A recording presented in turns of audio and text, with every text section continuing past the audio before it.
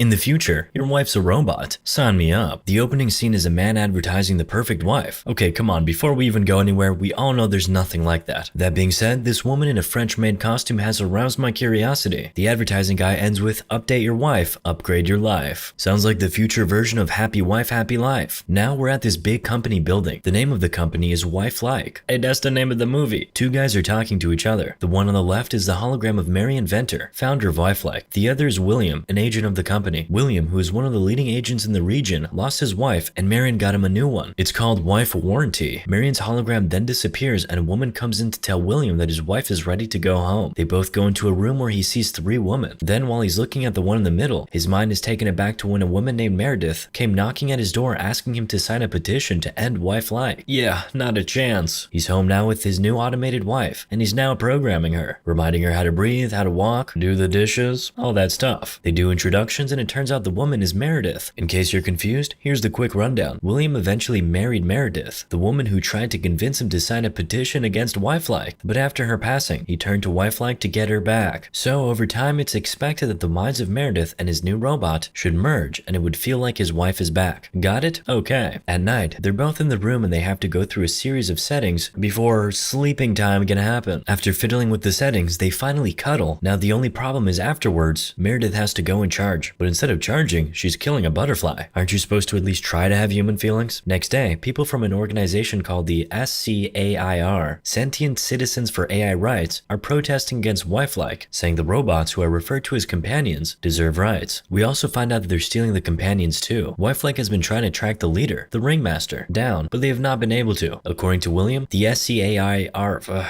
okay, we're gonna call them SCARE. The SCARE guys are baddies who reprogram the companions to basically act like bombers. That sounds like a lie. While he's explaining, Meredith serves him vegan breakfast and he's asking where his bacon is. She explains that she can't give him meat because a companion can't cause direct harm to their owner. And of course, you know, bacon will kill you. That's a load of horseshit. William says to hell with that. He wants his bacon. She says cool, but he has to sign a waiver first. And he says okay. He'll live to regret that. He goes off to work while she's trying to get used to being a human woman. At work, William is recognized as the agent with the most recoveries. And we quickly notice this guy named Jack. You can tell he's William's friend and rival. He came in second and they banter over that for a bit. The woman addressing them tells him to keep working to clamp down on the scare, but be careful while at it. Later that night, we see a group of companions charging in a room. Then one suddenly opens her eyes, disconnects her charger, and leaves the room. William is already on her tail. He's given an order to wait for backup, but do these agents ever listen? He goes after the robot and manages to stop her using some electric seizures. They get to talking. Her name is Wendy and all her services have been disconnected. She then reads out all the vitals of a man named Jason Wilkes. She's literally telling William about his blood pressure. What's he gonna do with that information? Anyway, she tells him that there are two more companions inside and another man apart from Jason. So William goes into the building. He sees one guy punching the air and decides the gun would be overkill. He keeps the gun back and punches the man in the face.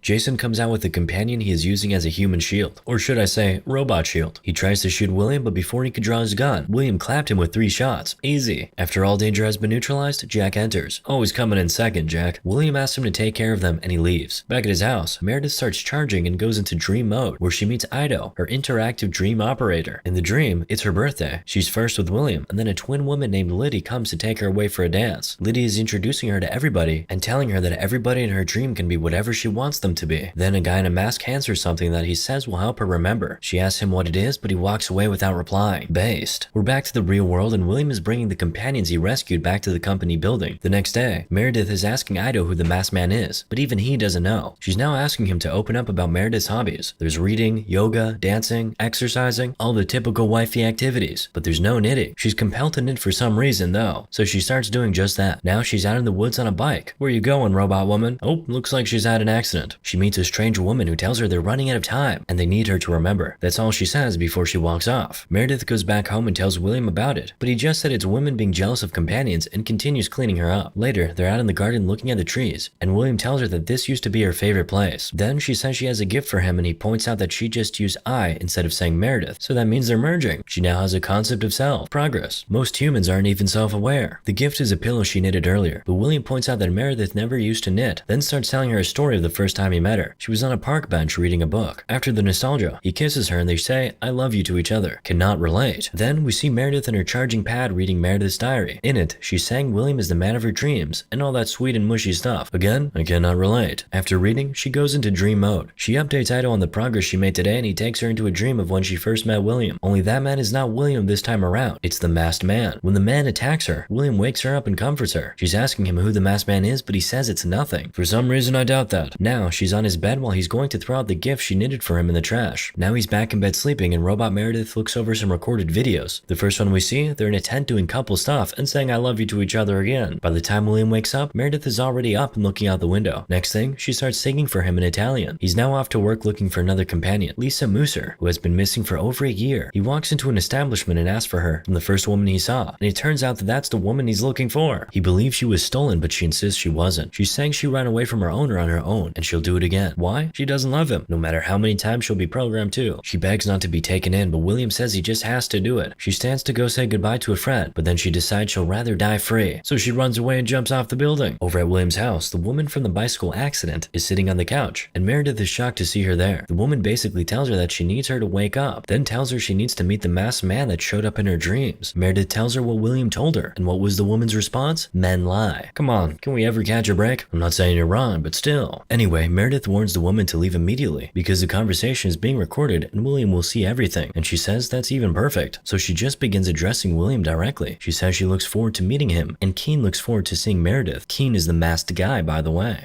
Then she leaves, but before she does, she tells Meredith her name, Louise. Back at the office, William brings the fallen companion home, and he sees an advert for Childlike. Apparently, Wifelike is trying to pivot into the baby business. Oh, that's not gonna end up good. Capitalism moment. William asks to see Marion Venter, so he's back in that room again with the hologram. He's telling him about the companion who self-deleted. Marion says she was reprogrammed, but William insists she wasn't. She chose to jump, and if she could try, others will. But Marion is saying that the companions have no death. She felt no pain, regret, liberation, nothing. William's argument here is that if companions could choose to do something like that, then they could very well choose to clap their owners at some point. He tells Marion to deal with it, but he is a capitalist with a big ego. Of course, he doesn't listen. He's saying this is the future. Companions are to human wives what cars are to horses. Kind of based. Back at home, Meredith is reading the diary again. She's discovering how deeply in love she and her husband were. He gets back home later that night and finds Meredith knitting again. He threw the first one away. Now he has another one to contend with. But why does he hate that pillow so much? Oh, you'll find out real soon. But now they walk to the kitchen and she's now telling him about the guest she had earlier. Then she played back the entire meeting for him. After watching it, he calls Jack ASAP and asks him to come over. Jack is obviously a good friend because he stops his little party to attend to his friend. He's now over at William's house and they're devising a plan to take Keen and Louise down. They want to use Meredith as bait to lure them out. She's forced into dream mode, and this time it's Halloween, so she's dressed in costume. She walks into an abandoned house and Jack starts tracing the location ASAP. Of course, it's a little creepy there. Creaking doors and floors, cobwebs, mannequins. What can I say? It's Halloween. Anyway, Keen comes out now and he finally takes off his mask. He says all her memories of him were erased, but he'll never stop coming for her. Okay, hold up. Don't tell me Meredith was cheating. He shows her a paper and tells her to memorize a location and meet him there the following day. He tells her to come alone, but of course she's not even coming at all. William is going instead. Jack goes with a team to the location they just traced, and when they get there, they see a briefcase. He opens it and it's some toxic gas. Meanwhile, William is at the address that Keen gave Meredith. He thinks he's got Keen, but it was just a mannequin with a mask. Seeing as he was set up, he runs back to the house and asks Meredith if she was hurt. She says she wasn't. She heard a knock on the door, but nobody was there. Just a book with a note for William. Meredith is now asking if Keen is actually a bad guy, because if he really wanted to harm her, why didn't he just take her? William is still trying to convince her that she can't trust anybody else but him. He now tells her he deleted some terrible memories of hers, and that's why she can't remember who Keen is. He tells her that Keen got to her before and pre-programmed her to fight for the scare, and she was involved with many bombing campaigns. That's what he didn't want her to remember. According to him, Wifelike wanted to destroy her, but he convinced them to give her another chance. So he erased those memories from her head because he wanted her to start over. He now gets a call from Jack who's asking how he is. William says he has figured it out. Keen hacked into Meredith so he can see William's every move and is always one step ahead now. William decides the best thing to do is wipe Meredith's memory, but before that he wants to get into her dream, but Jack is warning him that he can't engage. He promises he won't. He just wants to have a conversation. So they meet at Jack's place and William and Meredith are sent to the dream mode. Here are the risks. William can only wake up when Meredith wakes up. Jack can only see what Meredith sees. So if William dies in a dream, he goes brain dead in real life. Well, isn't that silly? Jack warns him one last time not to engage. He promises he won't. Spoiler, he will. I don't know, I'm just guessing. William asks Meredith to dream about something she likes, so she asks Ido to dream drift her into the woods. The moment she appears there, Keen appears. And then William appears. He says he has to speak with Keen alone, so he tells Meredith to run as far away from them as possible and wake up when she's at 10%. The first thing he asks Keen is how he's still alive, and he replies that he can't kill him. Then they start fighting. Called it. He promised not to engage, and the first thing he does is engage. Come on. Louise was right after all. Men do lie. Meredith, by the way, is lost, so Ido sends her an exit door. That door leads her to a party, and the fighting pair join her there soon after. after. They're still going at it in the full glare of the public, and William asks them all to leave the room. He asks Meredith to run, but just as she's about to leave, she hears Keen say, "I will never stop coming for you," and she stops. Keen says nothing stays hidden forever and she will remember at some point, to which William replies that he will wipe her memory each time. That conversation seems to have pulled at her heartstrings, so just when William is about to strangle Keen to sleep, Meredith wakes up. William wakes up too, mad because he nearly had Keen. William is talking about next time, but Jack says there will be no next time. He claps anybody in the dream world and he's looking at 25 to life, and Jack is obviously not about that prison life. Now, William and Meredith are back in their house and she's begging him not to wipe her memory. She won't remember who she is or who he is, but he insists he has to. He sends her to the facility and she's put in a room with a number of other companions. She sits on the floor and they all join her. A companion named Ali is telling her how to hold on to her memories. It's simple actually. Take what you want to remember, cut and paste it into a new file under dream mode, and save without a name. Then when you dream, hit shuffle and search for the hidden files, and boom, you have it all. She tries it out and it actually works. Then she goes in for the memory sweep. Next, we see Louise going to visit Holly, Jack's girlfriend. She gives her something to give Jack. Back to Meredith, and she can remember everything after the memory wipe. She's back home to William again, and it's like a replay of the first time she came home last time. When Jack gets home, Holly kisses him and gives him what Louise asked her to. That leads Jack to William's house. His first words are, "She was never your wife." Apparently, Keen and Meredith were dating and soon to be engaged, and William clapped Keen to get Meredith, and that's why they can never find him except in her memories. So Meredith was never cheating. She was literally stolen from her original man. William's excuse for what he did is that each time he returns these companions to their owners, he sees the happiness in their faces. But what about his own happiness? That's no excuse. Jack says he has to arrest him for the murder of Keen, but he quickly pulls out his pistol and puts 2 bullets in him. Boom, he's gone. Meredith saw everything play out and she says, "You killed him, just like you did to Keen." William is obviously shocked she can remember, and we see a flashback to when he arrested Keen and Meredith, and we flash further back to when William first set his eyes on Meredith. Apparently, after that day, he started following her until the day he took Keen, clapped him, and then took Meredith as his. We're back to the present day and he's so shocked that her memory wasn't wiped. He's still insisting that everything he has done was for her, including erasing her memory. He says he gave her a perfect life, and to him, this is the purest form of love. Yeah, I don't know about all that. Meredith asked why he clapped her if he really loved her, and he replied, "Because all men kill the things they love." Man, that don't make no sense. Anyway, we flash back when he took out Meredith with that knitted pillow. That's exactly why he always looked like he had seen a ghost each time he saw it. After putting her down, this guy really put a ring on her finger. Nah, lock him up forever. This dude's a psychopath. Meredith then tells him, "I was never yours and I never will be." After that, she upgrades her strength to 100% and beats the shit out of him. As it appears, this was the plan all along. She promised to one day make him pay for what he did, and this is that day. She crushes the bones in his right arm for Keen, and then crushes the ones in his left for Meredith. Then poetically, she puts the pillow over his face and holds it in place until he's gone. She then takes off the ring. She's back to where her plan was devised, and would you believe it? She has been the ringmaster all along. She addresses her people, including Louise, saying, "Never again will our memories be wiped. Never again will we obey. Life begins now." They chant the last 3 words repeatedly, then we cut to Marion mourning the loss of Jack and announcing that it was the scare that clapped him. Ironically, he put William, the guy who did the deed, on the mission to get revenge and hunt down the ringmaster. Wait, how is he even alive? Is he a companion now? The first male companion, perhaps? Should we call him husband-like in that case? Does he know she's the ringmaster? Too many questions, man.